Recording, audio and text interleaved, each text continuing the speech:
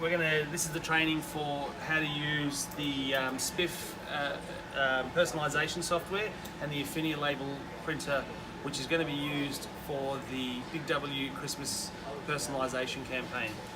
So we're going to go through two things. We're going to go through how to submit a job on the tablet and how to manage the printer and troubleshoot the printer. That's going to be the main bulk of the things that you're going to need to learn. The actual tablet itself is very easy to use. To log into the tablet is Spiff123, right? And that's written here on the actual sheet that you guys have been given.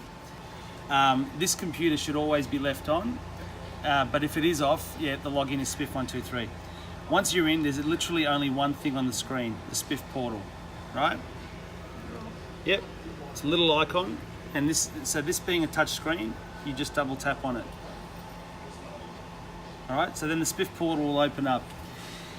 You'll notice that the password and username is already saved for the actual store, but if it isn't, and for whatever reason it gets cleared, the username and password to the store is here, and it is case sensitive, right? So for every store, it'll be your store ID or your store email, and then obviously a randomly generated password. So to get in, simple as get started. So the first thing that we do is we're going to print new product, right? Now these are the 4 products that you're going to be using for now, and for starting on November 1, which is next Thursday, the 1st of November, you'll be only working with Maltesers for the first 2 weeks. So you click on Maltesers, and it's as simple as the name comes up. Now most stores, I believe, have a keyboard connected, so it's your choice whether you want to connect one or not. So it's up to you guys. If you want a keyboard, you can just plug it into the side here, but if not, just click on the name, click on the little keyboard icon, and then type in the name. So let's put in Nigel. Right, and so you'll see that the preview will come up, and you'll notice that if you have a name with only four characters or less, that you get a different picture. You get a nice little Christmas tree. You get, you know, a different organisation of the balls. It's there to fill space so it doesn't look as empty. And the maximum characters for each label is written below the enter chosen name for labels. And then we can go back in there and rewrite that up. And then it's as easy as submit for print. Now once you submit for print, once that's finished submitting it, it'll say print another. Now you can either go back in now and go into your keyboard and type in Steve.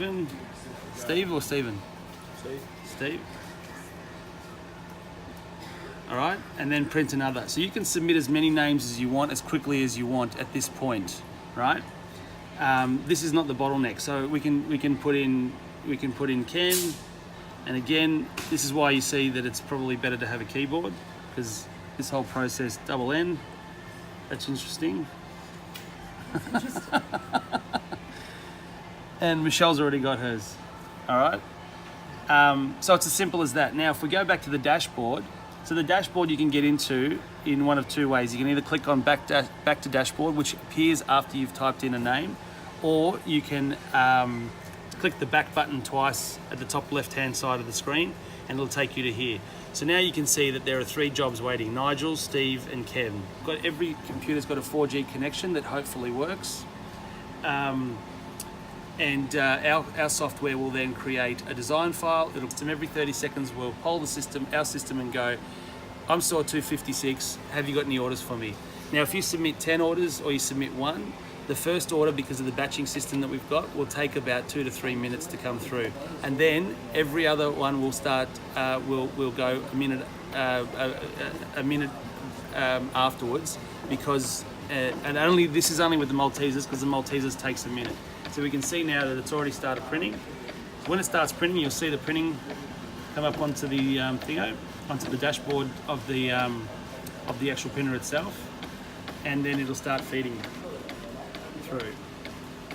So Michelle was one that we printed earlier, and it was still exposed, and so what it does when it's ready to print, it actually then feeds back to line up the label that's before it into the printer, and then starts spinning it out again. So if it wasn't there, obviously it wouldn't go back, would it? Yeah, it would still go back because the still go label back. itself is sitting here, Yeah. and then it pulls it back here because this is where the printing occurs, I see. and then it feeds it through. Yeah. You just wouldn't see a label, come out until about now. Yeah. So here we've got the first label, and you can see that came out straight away, Nigel. At this point, when this screen turns off and says nothing, you'll see that I can actually now cut this quickly before it says start printing. So it'll actually have about a 10 to 12 second little break between the first job and the second job.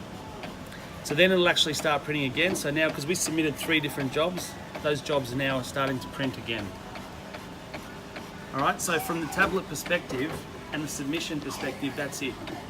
My suggestion is that you leave this open on while you're running during the day. You leave this open on this screen, and that way you can come in to either your keyboard or your touchpad, and just start typing away as required, and then just submit. And the only time you need to then get out of that screen is to go to the dashboard. So that's pretty much all you need to know about the actual tablet. This is the USB cable that should be plugged into the back of the printer. That shouldn't be touched. This is the charging point. That should be plugged in. Again, that shouldn't be touched. And this is the side over here with this little connection, right, that you can flick open, where you can plug in your USB for your keyboard. This is also the on button. So if you wanted to put the tablet to sleep at night, you can just press this once, and that would put the tablet to sleep. Otherwise, shutting down is like shutting down a normal Windows computer. You would click on the shutdown button and just shut down, all right? But obviously we're not going to do that. All right, so now we're on to the printer. So is everybody comfortable with the tablet? Yes. The submission process, anybody can do this. This is the part that we suggest that you must be trained in to be able to actually operate. Because whilst it's a very simple printer to operate, if you don't do things correctly, then you can mess it up pretty easily, and it'll end up having to be sent back to us, and you'll lose a couple of days' trade. All right, so we'll just wait for this next print to come out. I think we printed 3. And then, so this is the cutting wheel. You'll notice that this says red control panel LED. If solid, return to home. Right? If flashing, cut and return. What this means is, so this is finished printing now, and it'll just present to you. What this means is that if I do this, so if you pan out, if I do this, if I click that out, the red light will come on, which means at this point you can't print. If this red light is flashing, it means that pan out a bit. It means that it wants you to pull this out of home, cut, right? Cut, and then return it to home. Now, very important, a lot of people will think this is return to home over here. You've got to actually feel it click over for it to be in home, and that green light has to be solid, right? So then now we'll get to the actual submission of the actual installation of the media. So this button here, actually no, we'll start with the on-off button. So this button here, press it, it'll give you a little shutdown on the screen. So that's it. You just click on that, and that's it, it's powered off. To power it back on, you click on this button, and that's it, it turns back on. This button here on the right hand side is the rewind. That actually unwinds the reel if it's all installed correctly. We don't use this if there's a jam at all, right? So if there's a jam, we lift this actual tray up. All right, so let's press this button. Let's pan out so we can see what happens. And you'll see that this will actually rewind the media. Now to install the actual media, now come around on the other side. Now come around this side. So I want to show you that when we're installing the media, there's a gap here where you see there's 2 little lips that point in either in opposite direction. That's where the actual media feeds in. Now we feed the media with the guide on its away from the actual media, so it doesn't get in the way, because we want to make sure as much as possible we don't curl these little bits up on the side. Now we want to be able to get it, to be able to web it through with 2 hands along this wall here. And I'll show you what that wall is. So that you can see it as it's going. Obviously you don't do this when you're feeding it, but when you're feeding it, you want to feed it along this wall, right? Because that's basically the guide that it uses to be able to align the actual print properly. So you're feeding against this wall, right? So we'll close that up again.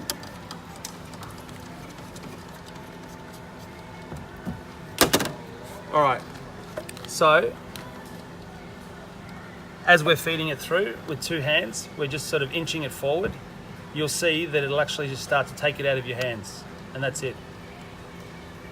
Now at this point, this guide has to be placed, next to the actual label. It's important that that guide doesn't actually hit the backing paper. It needs to be about 1 or 2 mil away from it. If you smash into it, that will cause jams, right? The other thing that will cause jams is if this is tight. See the pan out a bit?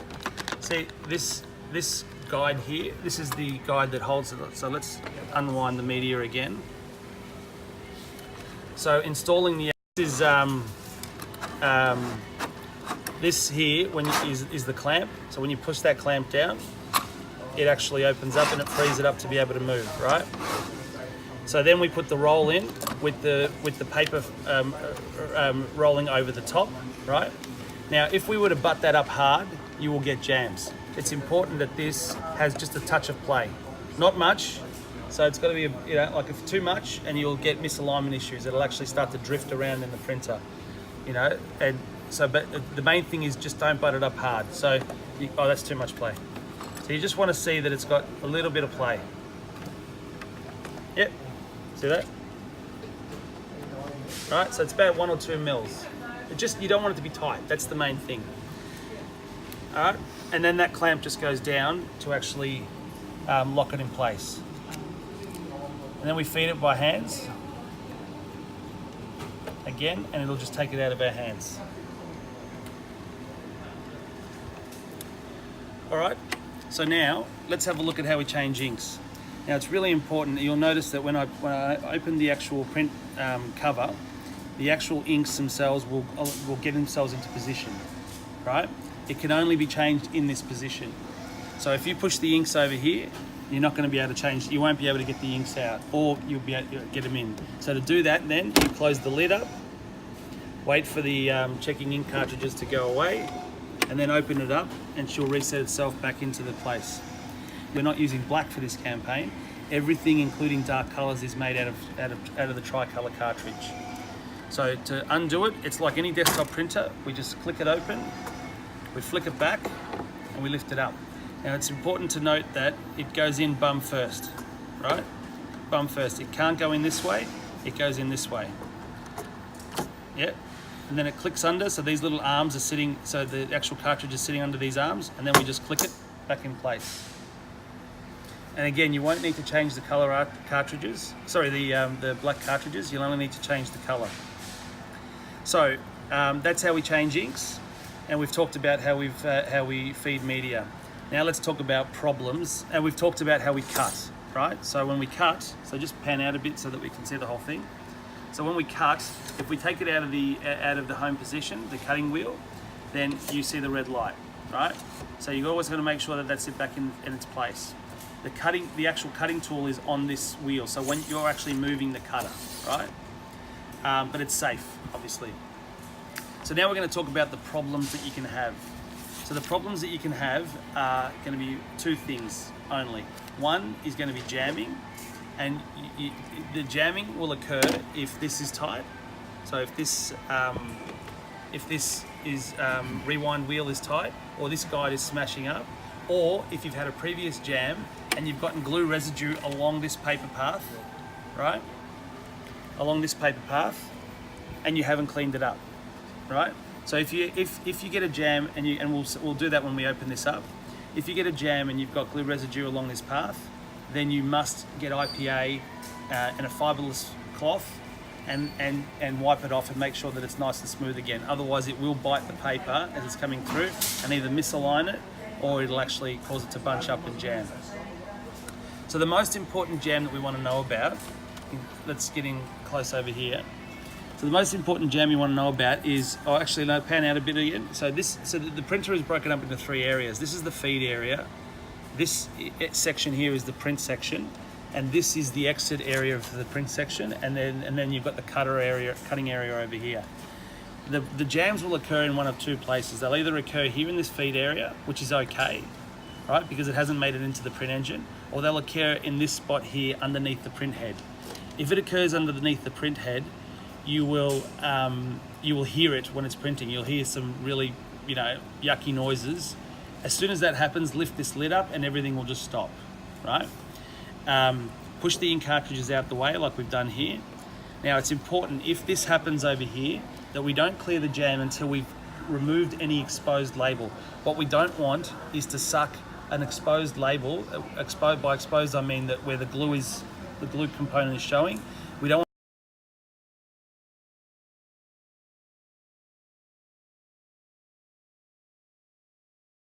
So here's an example of a jam where the paper is lifted right at the point where the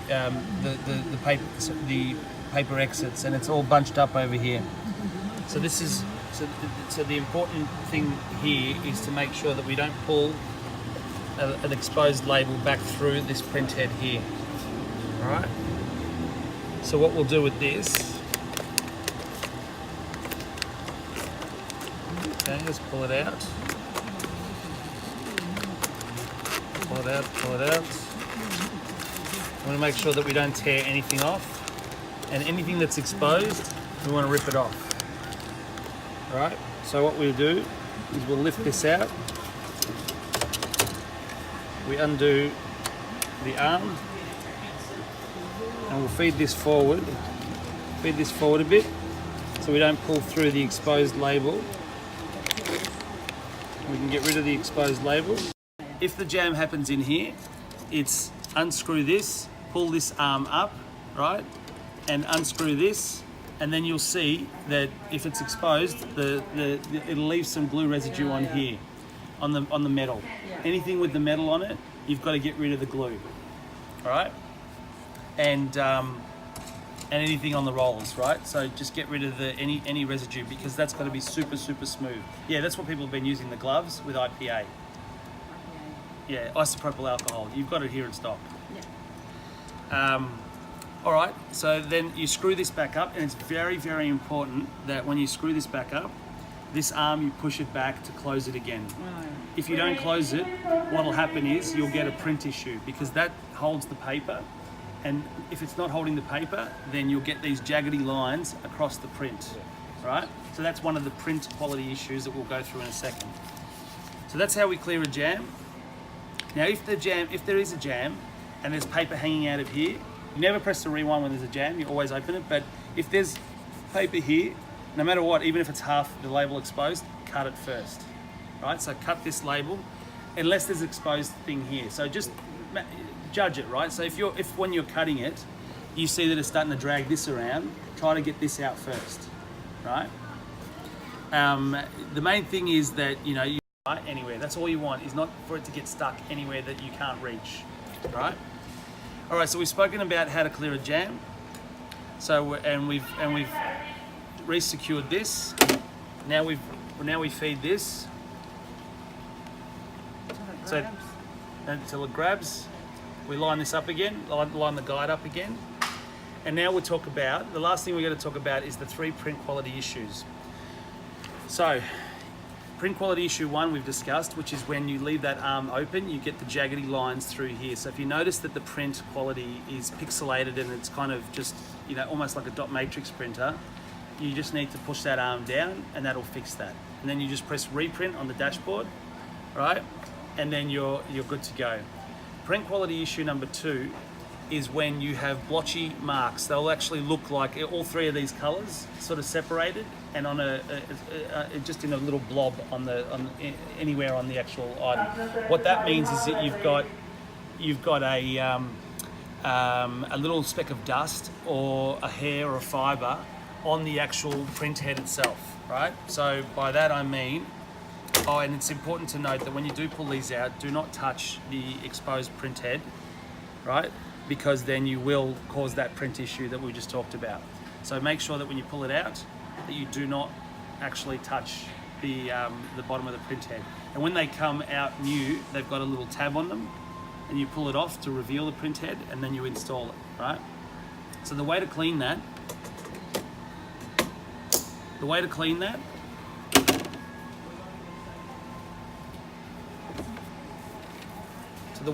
issue is that we click on, this is the only thing that you use the tablet, so that you use the dashboard on the actual printer for. So you click on setup, you click on tools, and you click on clean cartridges, right? So when you click on clean cartridges, what that'll do is it's got a little program in there that will actually wipe the bottom of those print heads and clean them up for you. This process takes about like 30 seconds. And then what it'll do, against our will, it'll actually print a quality report that is printed in US letters. So it'll actually burn a couple of labels for you. And then what you need to do is, once those labels are printed, you need to almost treat it like a jam. You need to chop whatever's here, and then you need to undo this and feed out and take out the paper and then cut it to a label that's fresh. So we'll see that in a second.